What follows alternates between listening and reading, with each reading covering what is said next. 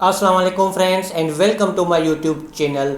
Malaysia का tourist visa या visit visa लेके आप मलेशिया में 3 महीनों तक स्टे कर सकते हैं। ये चीज़ बहुत कम लोग जानते हैं कि किस तरीके से 3 महीने स्टे किया जा सकता है। तो इस वीडियो में मैं आपको तफसील से एक्सप्लेन करूँगा। मलेशिया की वीज़ा एप्लीकेशन के लिए आपको फ़्लाइट रिज़र्वेशन देनी होती है, जो आप सोलो ट्रैवल टाइगर की मोबाइल ऐप से रिज़र्वेशन करके डाउनलोड कर सकते हैं। होटल बुकिंग भी सिर्फ रिजर्वेशन देनी होती है, आपको कंफर्म और पेड होटल बुकिंग देने की ज़रूरत नहीं होती। तफसील में जाने से पहले अगर आपने अभी तक चैनल को सब्सक्राइब नहीं किया तो चैनल को सब्सक्राइब करें, बेल आइकन प्रेस करें ताकि जितने भी नए वीडियोस आएंगे उन सब की नोटिफिकेशंस आप तक पहुंचती रहे।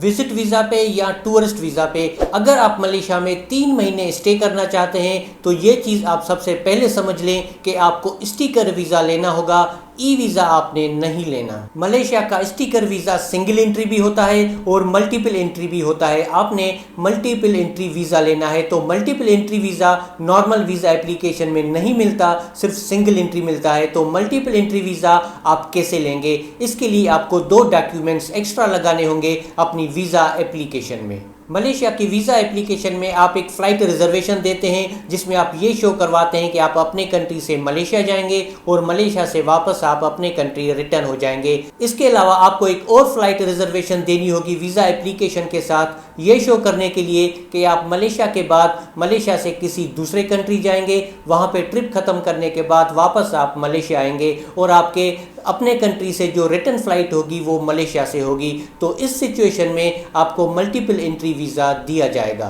दूसरी फ़्लाइट रिजर्वेशन के साथ आपने उस कंट्री की जो आप मलेशिया से आगे ट्रेवल करेंगे उसके वीज़ा की कॉपी भी मलेशिया की वीज़ा एप्लीकेशन के साथ आपको अटैच करनी होगी। इसके लिए आप थाईलैंड का वीज़ा भी ले सकते हैं, सिंगापुर का वीज़ा भी ले सकते हैं, म्यांमार का ई वीज़ा भी ले सकते हैं या वियतनाम का वीज़ा भी चल जाएगा।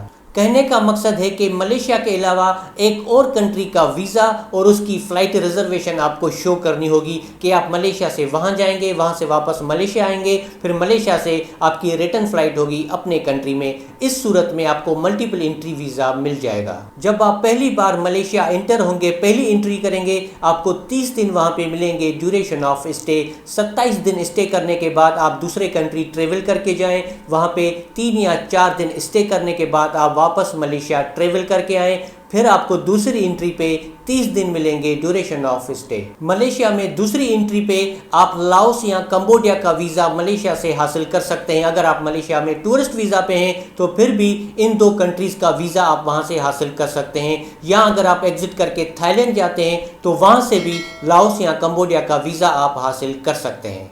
अब इसी तरीके से आप दोबारा एग्जिट कर सकते हैं, लाओस जा सकते हैं, कंबोडिया जा सकते हैं या जिसका भी आपके पास वीज़ा है आप वहाँ जा सकते हैं और उसके बाद फिर आप वापस तीसरी बार मलेशिया में एंटर हो सकते हैं। मलेशिया में तीसरी एंट्री पे भी आपको ड्यूरेशन ऑफ स्टे 30 डेज मिल जाएंगे, मगर 2 चीज़ें आपने यहाँ पे याद रखनी है। पहली चीज़ कि जब भी आप मलेशिया एंटर होते हैं, पहली एंट्री पे, सेकंड पे या थर्ड पे, आपके पास एक रिटर्न फ्लाइट होनी चाहिए अपने कंट्री की और आपके पास एक होटल रिजर्वेशन होनी चाहिए। अगर किसी दूसरे कंट्री जाते हैं तो वहाँ से भी आपके पास एक रिटर्न फ्लाइट होनी चाहिए। दूसरी चीज़ कि जब भी आप मलेशिया एंटर हों तो वीज़ा की वैलिडिटी की डेट जो है वो आप चेक कर लें। 3 महीने के लिए वीज़ा वैलिड होता है।